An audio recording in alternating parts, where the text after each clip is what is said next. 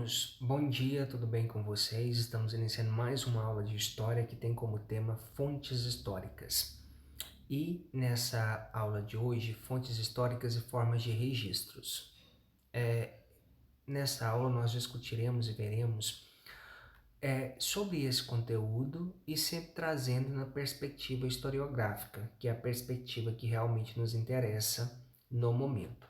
A lembrá-los que ainda estamos na fase de pandemia, então é necessário todo um cuidado, toda uma cautela para que nós realmente nos resguardemos e para que nós também não nos tornemos transmissores do vírus da Covid-19. Ok? Vamos lá. Fontes históricas. As fontes históricas é tudo aquilo que traz informações sobre o passado e que serve para a construção do conhecimento histórico.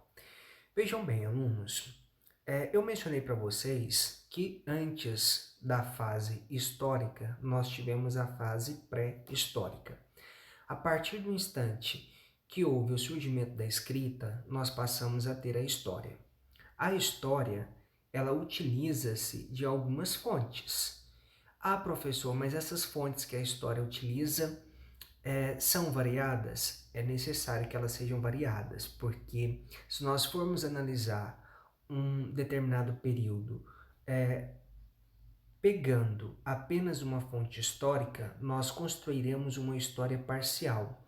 E o nosso objetivo, enquanto formadores de um conhecimento científico, é que nós consigamos formulá-lo de uma forma mais ampla possível. E nesse quesito, eis que surgem as fontes históricas, as formas de registro, como forma de construir esse conhecimento histórico e de fornecer a ele cientificidade, que é um método e um objeto de estudo, que é algo extremamente complexo de ser pactuado, de ser formulado em forma de análises escritas. E existem vários tipos de fontes históricas, como, por exemplo, relatos orais, entrevistas, lendas. Por exemplo, se nós formos criar a história do nosso município de Rubiataba, é necessário que essa história de Rubiataba nós nos baseemos em história oral. Por quê? Os fundadores do município, por volta da década de 1950, alguns podem ainda estar vivos e guardam as informações em suas memórias. A lembrá-los que história é diferente de memória, mas isso nós veremos na próxima aula.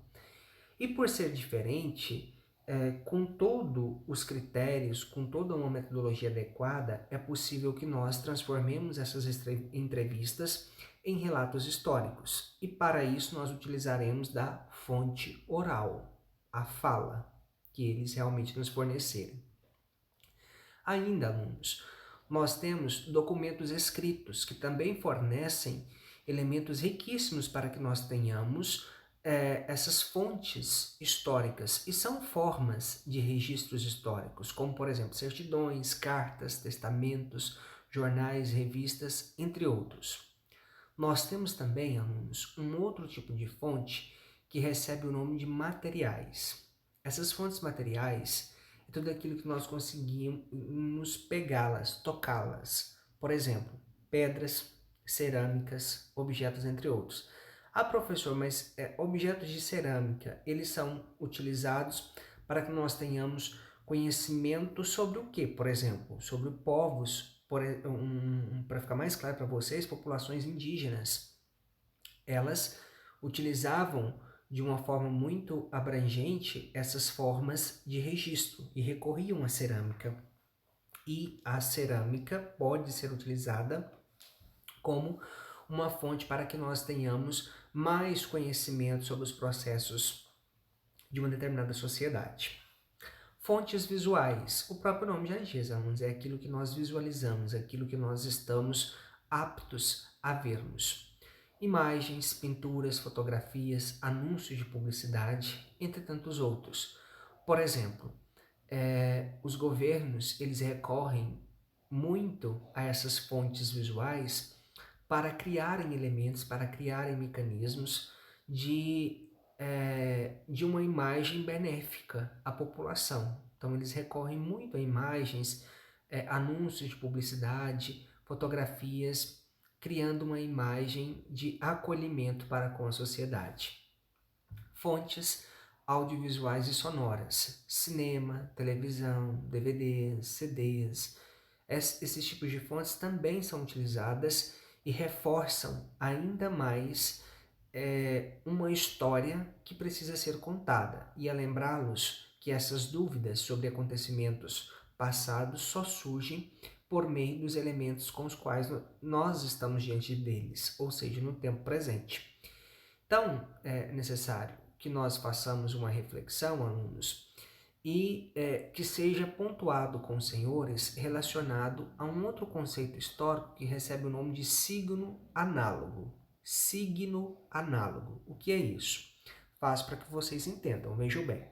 Signo análogo é quando eu saio do meu presente, com algumas dúvidas, recorro ao meu passado, encontro essas respostas e retorno ao meu presente, para que dessa forma eu consiga esclarecer aquelas dúvidas que eu tive antes. Então, ao realizar essa viagem intertemporal, presente, passado e presente novamente, eu estou diante do signo análogo. Então, o signo análogo diz respeito a essa viagem intertemporal que os historiadores são experts em realizá-las. Ok? Bom, ainda dentro dessas fontes históricas e dessas formas de registros, nós temos a fonte de registro oral, transmitida de geração em geração, através de costumes, contos e lendas. Vocês é provável que já tenham ouvido histórias de pessoas mais antigas, de avós principalmente, eles são bons contadores de histórias nesse sentido. E essas histórias elas são transmitidas de geração em geração. Quando vocês tiverem os filhos de vocês, os senhores também repassarão, os filhos de vocês repassarão, e assim as histórias vão sendo mantidas. Por exemplo, histórias que nós poderemos recorrer a elas por meio dessa fonte oral, que é transmitida de geração em geração. O cavalo de Troia, que é uma lenda, nós não temos como comprovar, mas há fortes indícios que realmente tem acontecido, e a Odisseia de Homero. Porque, mas essa Odisseia de Homero não é escrita, professor? É escrita, mas ela foi escrita através desses relatos, através dessas lendas que eram contadas de geração em geração. Ok? Ainda, alunos, dentro dessas fontes históricas, nós temos a escrita, que é a mais utilizada pelos historiadores, pois facilita a compreensão do pensamento da época, a organização das sociedades e hábitos. Professor, então tá fácil. Sempre quando eu for fazer uma história científica, eu posso recorrer à fonte escrita. Verdade? Seria algo mais plausível, mas nem sempre é possível, alunos, porque nós temos alguns acontecimentos que não é possível que nós os provemos simplesmente por fontes escritas, documentos, certidões. Então é necessário que nós recorramos a outras fontes, a outras formas de registro, história oral, por exemplo, história imagética, entre outros quesitos que também porventura podem vir a facilitar a confecção dessa história. Existem diversos tipos de fontes escritas.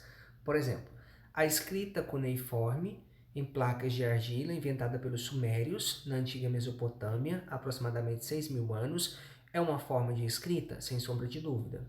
Um outro exemplo, os antigos egípcios também desenvolveram a escrita hieróglifa.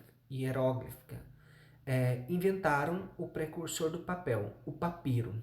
Essa escrita hieróglifa, e que era formulada, que era feita através dos papiros, representam a história egípcia e é o elemento mais fácil para que nós consultemos parte dessa história egípcia. Então, recorramos a essas fontes hieróglifas. E aqui nós temos outros exemplos de fontes históricas que os senhores podem recorrer, como, por exemplo, um museu.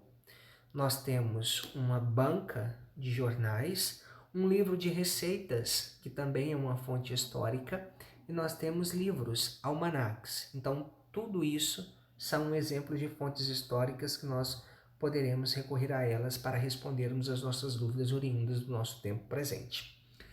Fontes visuais, nós temos pinturas, nós temos fotografias, nós temos...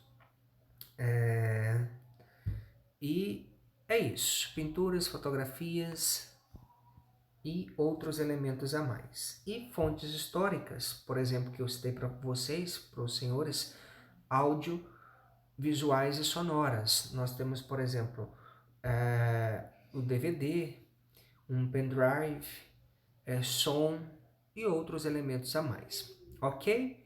Então, essa é a nossa conversa que diz respeito às fontes históricas e formas de registros. Ainda, alunos, nós... saí aqui um pouquinho. Nós continuaremos a fazer uma análise agora e nós estudaremos a atividade proposta, que eu fiz uma solicitação e que é necessário que os senhores façam para comprovar a presença e a frequência de vocês nessa aula.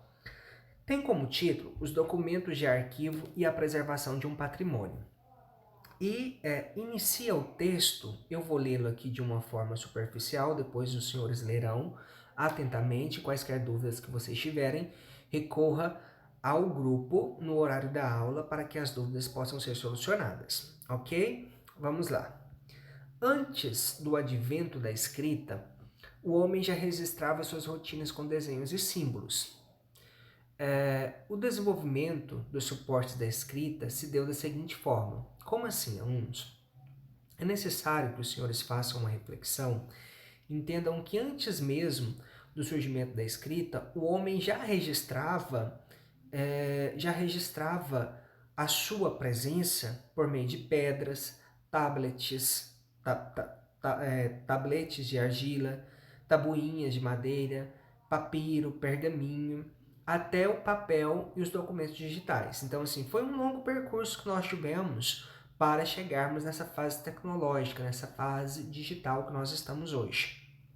Por mais que a evolução desses suportes tenha tornado um a um de seus antecessores obsoletos, é inegável observar que, teoricamente, o conteúdo informacional permanece e continua a ser fonte de informação. Ou seja, embora hoje nós recorramos e utilizamos outras formas de registros, como, por exemplo, meios digitais, a informação em si ainda é algo primordial na nossa sociedade. E é quanto a isso que nós estamos aqui hoje a discutirmos esse conteúdo.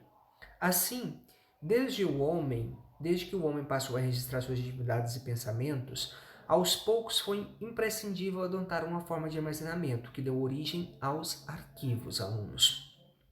De acordo com Pais, 2007, a palavra arquivo não tem sua origem definida, podendo ter nascido na Grécia Antiga como archê e posteriormente evoluiu para archeion, que significa local de guarda e depósito de documentos. Então, alunos, para que fique mais claro para os senhores, a partir do instante que o homem ele começou a registrar o seu conhecimento, as informações que eram necessárias para a manutenção da sua vida, bem como das gerações futuras, os registros eles foram se acumulando e através desse acúmulo de informações foi necessário então criar um local para depositar esses documentos e esse local recebeu o nome de arquivo. O arquivo então nada mais é que um conjunto documental gerado por uma instituição pública ou privada no decorrer de suas funções. Então, alunos, essa é a definição de arquivo. Então, arquivo é um conjunto documental, é um conjunto de documentos. Quais tipos de documentos, professor? Podem ser escritos, podem ser digitais, podem ser audiovisuais, podem ser iconográficos de imagens, guardados em uma instituição pública ou privada, que registra as funções de um determinado período histórico. Então, isso é a definição de arquivo. Pais, 2007, acredita que o termo arquivo teria origem latina, da palavra archivum. Então, esse é o texto que eu trouxe para vocês. É necessário que, após essa discussão sobre essas fontes históricas e sobre essas formas de registros, os senhores tenham conhecimento também da palavra arquivo. E o que vocês farão como forma de atividade? No caderno de vocês, vocês escreverão o entendimento que os senhores tiveram quanto ao termo arquivo. Só isso. Uma atividade bem simples de ser feita, tranquila até, alunos. Conto com a participação dos senhores. Embora nós estejamos passando por um tempo pandêmico, nós não podemos fugir de nossas responsabilidades e, com isso, eu espero que todos vocês façam as atividades e enviem para o meu WhatsApp privado até às 17 horas e 20 minutos de hoje, ok? Muito obrigado a cada um de vocês e nos veremos o mais rápido possível. Tchau, tchau, alunos.